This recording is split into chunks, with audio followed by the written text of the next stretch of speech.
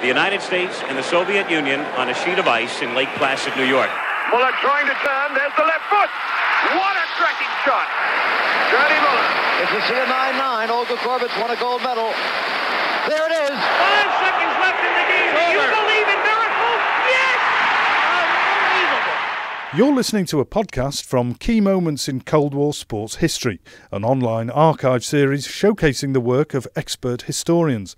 I'm Vince Hunt and I'll be hosting the series, asking each guest to choose an important document or artefact they think is of great significance in the Cold War sports arena. The Pan American Games were an attempt to bolster the sporting nations of both North and South America to create a sense of community and understanding among athletes from both continents. Post-war, they became one way of forging a common cause against a Cold War enemy. Whether that was entirely successful is a question that we'll be discussing with my next guest, Brenda Elsey, a history professor at Hofstra University in New York, who has a keen interest in politics and popular culture in Latin America. Brenda, tell me then about the Pan American Games. The Pan American Games are an effort by organizations, sports organizations throughout the continent to create a regional tournament that would happen every 4 years that would prepare athletes and showcase them for the Olympics. And there's efforts beginning in the 1930s, but it's not until 1951 in Buenos Aires that they successfully organized the first officially recognized tournament. And where is the push coming from? Where's the drive coming from? Who wants these games to happen and why?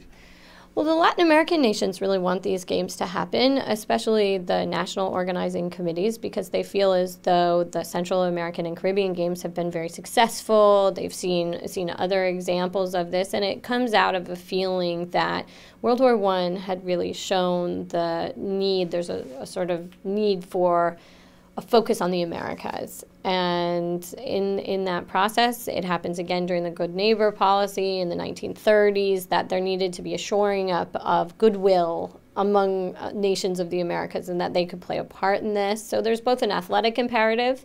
We need to prepare people for the Olympics. We need to showcase our athletes. And there's also a political and cultural dimension as well. And what kind of sports are envisaged for these games? Soccer is never embraced or pushed. It's also unclear about its professionalism versus its amateurism at the time.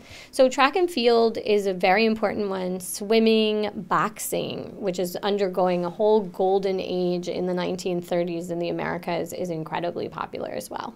So Latin America is beginning to organise itself into its own bloc.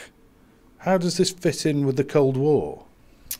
Well, at the time, the U.S. wanted to force Latin America into choosing a side. So cultural politics are polemicized in the Cold War. And when Argentina takes the lead, for example, in the 1951 tournament, sports writers fume that this is the blackest day in U.S. sports history. So for the most part, U.S. journalists and policymakers show a complete lack of respect for Latin American independence, cultural innovation, contribution, and this is really on display in the Pan American Games. So it's a tremendous failure from the perspective of trying to create goodwill in Latin America. For the most part, for example, when in 1959 the games are hosted in Chicago, the major sports magazine in Argentina, El Gráfico, runs a picture of Cuba's game against Argentina and the stands being completely empty. It's a football match, and it says, just sort of in the coverage, and you can see the complete lack of regard that the U.S. has for us. And so any sort of solidarity that happens between Latin American delegations and not with the U.S. If anything, in 1955, Mexico, because of the complaints of the U.S., houses the Anglophones separately and says they simply can't get along with people, so they're going to be housed by themselves. Can you think of a less Olympic, thing to do than create their own Anglo-Olympic village? And they fly in their own chef, because the people from the U.S. say that they can't deal with Mexican food, which is a complete riot since there's nothing more popular in the U.S. in terms of ethnic food other than Mexican restaurants. But they claim, Mexicans can't cook and we can't be here. So it to a large extent, the U.S. does nothing but expose that as rhetoric. However, that happens at the delegate level, at the level of journalists and diplomats. And in terms of athletes, it's a very different story. And they come away with very positive stories about competing against some of their heroes. Some of the people they've been watching, Mal Whitman, who's an African-American runner, is incredibly popular in the Latin American press, Jean Patton, and actually tennis star, for example, Althea Gibson, meets Esther Bueno, who's a Brazilian tennis star, and they'll go on to take Wimbledon in doubles years later. So they forge friendships in these places that are very much apart from U.S. plans or Latin American diplomatic plans for the games. Happening despite the North Americans. Pretty much. Happening despite the North Americans. In large part, in 1955, you see a real uptick in animosity toward the U.S. on the part of Latin American officials. This is in response to the coup in Guatemala in 1954 and the ongoing proxy wars in Korea. And so the press is critical of the U.S. in world politics, and that's affected to a certain extent in 1955. However, the athletes are not booed, and they are routinely celebrated in the local press. So what the U.S. government says is anti-Americanism is in fact a competing form of Americanism, a broader, more expansive notion. And that I didn't say that, Greg Grandin said that, who's an historian. And that's his sort of argument. And I think that this is a case in which it's very true. Is it an effective bolster against the Soviet Union getting a foothold in Latin America, though, if that's what its diplomatic aim is? That is likely a diplomatic aim. It is unlikely that they felt it was going to come through sports. So while it's always important that the Soviet Union is held up as a false amateurism, that it is a robot society without freedom of expression, that is always reproduced in the Latin American press on its own terms. They don't need the U.S. to tell them about those stereotypes because they have communist parties and socialist parties that they're actively electing, persecuting, depending on the context. If the U.S. considers it a priority to use the Pan American Games as a platform to dissuade Latin America from Soviet ambitions in the region, they certainly don't back that up with very much money. And so probably there are other cultural spheres that I've read about, that we've all read about, like the tours of Louis Armstrong or other sorts of cultural figures that the U.S. thinks is more effective in doing that anyway. And with your research going on up until 1958, 1959, that leaves us in the best traditions of show business as on something of a cliffhanger, because Latin America was about to suddenly fall into the Cuban Missile Crisis, the Cuban Revolution. Everything would change. What about the Pan American Games? Were they a beacon through the wilderness? Well, the 1963 games in Brazil are very successful, and they continue to be successful. In 1979, there's an attempt to have them again in the U.S., and the Latin American delegates will only agree to do that if it's in Puerto Rico. So there's an obvious feeling that U.S. proper would not be able to host them without an overly polemical, ideological, and otherwise politically motivated tournament. And so they decide Puerto Rico, which is just about as polemical as you can get in 1979. So they're fairly successful throughout the 1960s because it's Canada, it's Brazil, right? Things are going fairly well. In 1979, it goes from the U.S.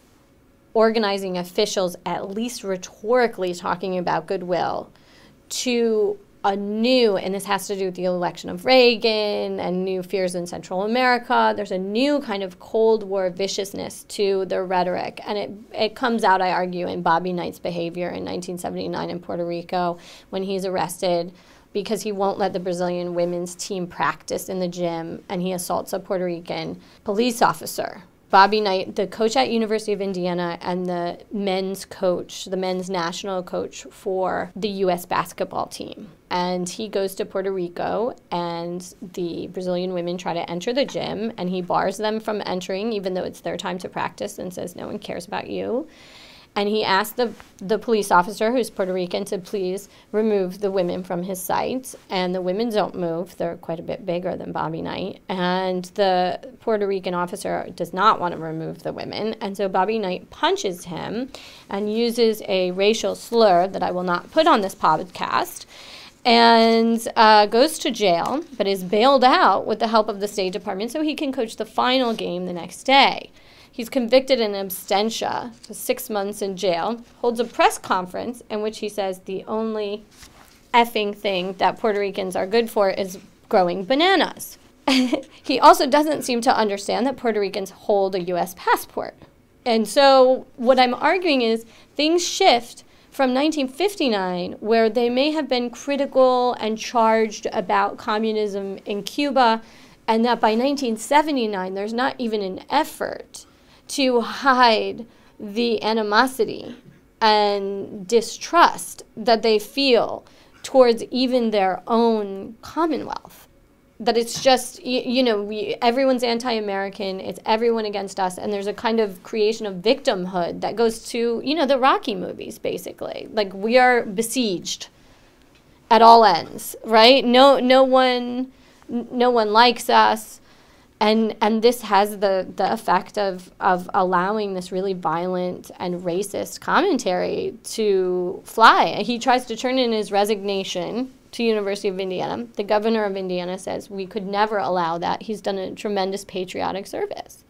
And this is the 1979. So 1959, yes, there's tension, definitely polemical, definitely, anti-Soviet. 1979, there's just no pretense of niceties. It's us versus them. Would you consider the Pan American Games to be a success then? It doesn't sound like it. Only for Latin American governments and athletes. Certainly not for the United States. In the Latin American press, they routinely report on the insensitivities, injustices, and power imbalance between the U.S. and the rest of the continent. And there's the North Americans all sitting around drinking coffee and wondering why everybody hates them. What the response is, when criticized for their provincialism, on the U.S. Olympic Committee is notably John McGovern. And when asked about their behavior in the congressional meetings, because of course there's the games and then there's also the organizations that meet for hours on end to figure out rules and regulations, and this is an important site of exchange. And John McGovern says, quote, "Our Southern friends had not yet discovered that we knew best from our superior experience what to do and how to do it. And our aggressive approach was animated purely by a wish to be useful and helpful to them." End of quote. So it's hard to mistake the paternalism of USOC officials like John McGovern. So the North Americans considered that they were doing the Latin Americans a favor. Which is frequently how they framed political intervention in Latin America. So it's basically handing the politicians one more way to frame a really complicated issue, like the occupation of the Dominican Republic, which is always framed as a favor that the U.S. is doing for its immature neighbor to the south. So it fits in line with other paternalist politics, too. You've been listening to a podcast from the series Key Moments in Cold War Sports History, a project bringing together experts from around the world and hosted here on the Wilson Centre's online digital archive at digitalarchive.org. These podcasts are part of the project The Global History of Sport in the Cold War, which is sponsored by the National Endowment of the Humanities, directed by Professor Bob Edelman of UC San Diego, Professor Chris Young from the University of Cambridge, and Dr. Christian Ostermann of the Woodrow Wilson Centre, and run in collaboration with the German Historical Institute Moscow, the Jordan Centre for Advanced Russian Studies at New York University, and Pembroke College, University of Cambridge. The presenter is Vince Hunt, and the series is produced by Vince Hunt and Laura Deal.